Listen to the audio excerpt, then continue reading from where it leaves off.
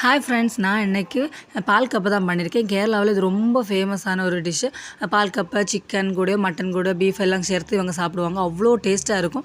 அதான் நான் என்ன பண்ணியிருக்கேன். அது வேறு ஒன்றும் கிடையாது. மரவள்ளி கிழங்கை வந்து நல்லா வேக வச்சு நம்ம ஸ்மாஷ் பண்ணி வச்சுக்கலாம். அதுக்கப்புறமா வந்து நம்ம தேங்காய் பால் ஒரு கையளவு தேங்காய் போட்டு நல்லா அரைச்சி தேங்காய் பால் எடுத்துக்கலாம், வடிகட்டி எடுத்துக்கலாம். செம்ம டேஸ்ட்டாக இருக்கும். கண்டிப்பாக இது நீங்கள் ட்ரை பண்ணி பாருங்கள். அதுக்கப்புறமா வந்து ஒரு பேன் எடுத்து பட்டர் இருந்துச்சுன்னா குழந்தைங்களுக்கு பட்டர் வச்சு செய்யும்போது அது செம்ம டேஸ்ட்டாக இருக்கும். டிஃப்ரெண்ட் டேஸ்ட் கொடுக்கும். அதில் பட்டர் வச்சு செஞ்சு பாருங்கள். இல்லை வந்து தேங்காய் எண்ணெயில் கூட பண்ணலாம். நம்ம வந்து பட்டர் வந்து நல்லா மெல்ட் ஆனதுக்கப்புறமா நம்ம வந்து ஸ்மாஷ் பண்ணி வச்சுருக்க அந்த மரவள்ளி கிழங்கு இருக்குல்ல, அது எல்லாமே வந்து எடுத்து போட்டுக்கலாம். அதில் போட்டு நல்லா மிக்ஸ் பண்ணி விடணும். ஏற்கனவே வந்து நம்ம உப்பு போட்டு தான் அதில் வேக வச்சுருப்போம் மரவள்ளி கிழங்கு. அப்படி தேவைன்னா மட்டும்தான் கொஞ்சோண்டு உப்பு போட்டுக்கோங்க. அப்புறமா நான் வந்து இதெல்லாம் உப்பு போட்டு தான் வேக வச்சுருக்கேன். அதுக்கப்புறமா இதை வந்து நல்லா வந்து அதில் மிக்ஸ் பண்ணி விட்டுருங்க. செம்ம டேஸ்ட்டாகவும் இருக்கும், ஈஸியாகவும் இருக்கும். யாராவது கெஸ்ட் வராங்கன்னா கூட ஈஸியாக அந்த டிஷ் வந்து பண்ணி கொடுத்துடலாம். அவ்வளோ டேஸ்ட்டாக இருக்கும். அதுக்கப்புறமா எல்லாமே வந்து நம்ம மிக்ஸ் பண்ணி விட்டதுக்கப்புறமா வந்து நம்ம ஏற்கனவே தேங்காய் பால் வந்து எடுத்து வச்சுருக்கோம் பார்த்திங்களா, அதை வந்து இதில் ஊற்றிக்கலாம்.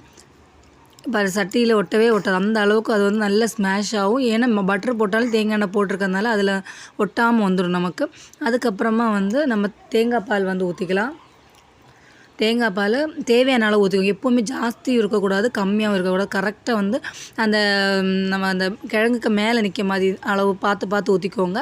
அது எல்லாமே வந்து அந்த மிதக்கிற மாதிரி இருக்கணும். அதில் அந்த அளவுக்கு தேங்காய் பால் ஊற்றி கொதிக்க விட்டுறலாம். நல்லா மிக்ஸ் பண்ணி விட்டுக்கோங்க. எல்லாத்துக்குமே ஒன்று ஒன்று இந்த கட்டையாக இருக்காமல் எல்லாம் மிக்ஸாக இருக்கணும். அவ்வளோ நல்லா சூப்பராக இருக்கணும். அந்த மாதிரி பண்ணி விட்டுக்கோங்க. அதுக்கப்புறமா வந்து நம்ம இதுக்கு கடு தாளிச்சிடலாம். ஃபஸ்ட்டு கடு போட்டு சின்ன வெங்காயம் இல்லை பெரிய வெங்காயம் எது இருந்துச்சுன்னா அதையும் சின்ன சின்னதாக நறுக்கி போட்டுக்கோங்க. அதுக்கப்புறமா கறிவேப்பிலை இவ்வளவும் போட்டு நல்லா கடுகு தாளிச்சதுக்கப்புறமா நம்ம வந்து ஸ்மாஷ் பண்ணி வச்சு இந்த நம்ம ரெடி பண்ணி வச்சுருக்கிறதுல வந்து ஊற்றிக்கலாம். அவ்வளோதான், ஈஸியாக ரெடி ஆகிடுச்சு. அவ்வளோ டேஸ்ட்டாக இருக்கும். கண்டிப்பாக நீங்கள் ட்ரை பண்ணி பாருங்கள். எல்லாமே வந்து மிக்ஸ் பண்ணி விட்டுறலாம். மிக்ஸ் பண்ணி விட்டதுக்கப்புறமா இதில் ஒரே ஒரு இதுதான் நம்ம சேர்ப்போம். எப்போவுமே பெப்பர் தூள் மட்டும்தான் இதில் சேர்க்குறது, வேறு எதுவுமே சேர்க்குறது கிடையாது. அதனால் பெப்பர் தூள் கொஞ்சோண்டு போட்டுக்கோங்க. ஈஸியான டிஷ். யாராவது வராங்க, சிக்கனோ மட்டனோ இருக்குது, அதுக்கு இது மாதிரி பண்ணி கொடுத்து பாருங்கள். செம்ம டேஸ்ட்டாக இருக்கும்.